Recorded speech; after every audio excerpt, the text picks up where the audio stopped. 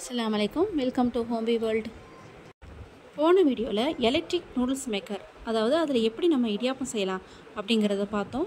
அது ஒருத்தர் இல்லையா அப்படின்னு சொல்லியிருந்தேன். இதில் என்னெல்லாம் யூஸ் ஆகுதுன்னு அதை இப்போ பார்க்கலாம் வாங்க. அதுக்கு 5 தட்டு கொடுத்துருந்தாங்க. ஆனால் அதில் 6ன்னு போட்டிருப்பாங்க. ஆனால் எல்லாருக்கும் 5 தான் போயிருக்குது. இது நூடுல்ஸ் மேக்கர் தாங்க. இதில் பாஸ்தா பண்ணிக்கலாம். அதாவது வெளியே நூடுல்ஸ் வாங்காமல் நம்மளே இதில் செஞ்சுக்கலாம். இதில் நம்ம பாஸ்தாவும் செய்துக்கலாம். இடியாப்பம் பிழிகிறத பற்றியும் பார்த்துருப்பீங்க. பார்க்காதவங்க நம்மளுடைய இதுக்கு முந்தின வீடியோவை பார்த்துட்டு வாங்க. அதில் நான் இடியாப்பம் எப்படி இதில் பிழியலாம் அப்படிங்கிறத காட்டியிருப்பேன். இது நமக்கு என்ன மாதிரி உபயோகமாகுதுன்னா, நம்ம தமிழ்நாட்டுப்படி இடியாப்பத்துக்கு ரொம்பவே யூஸ்ஃபுல்லாகுது. அதோட பாஸ்தா மிஷின் அப்படிங்கிறனால இதில் நூடுல்ஸ் பாஸ்தா அதிகமாக செய்கிறவங்களுக்கு இது ரொம்ப யூஸ் ஆகும். அதாவது சின்ன பசங்க வச்சுருக்கிறவங்களுக்கு இது ரொம்ப யூஸ் ஆகும். மற்றபடி எப்போயாவது இடியாப்பம் புளிகிறவங்களுக்கோ இல்லை நூடுல்ஸ் பாஸ்தா பிடிக்காதவங்களுக்கோ இந்த மிஷின் தேவையில்லை.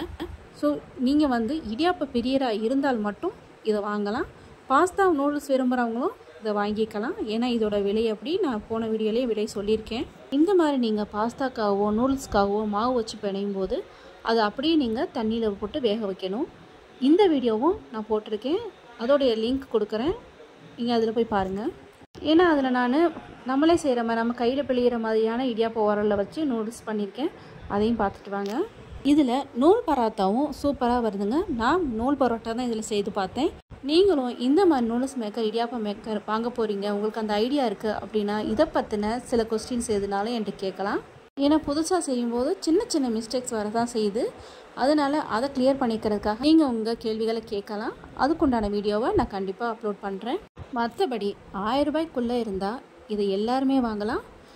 1000 ரூபாய்க்கு மேலே இருக்கிறனால கொஞ்சம் யோசனை பண்ணிட்டு தான் இதை வாங்கணும்.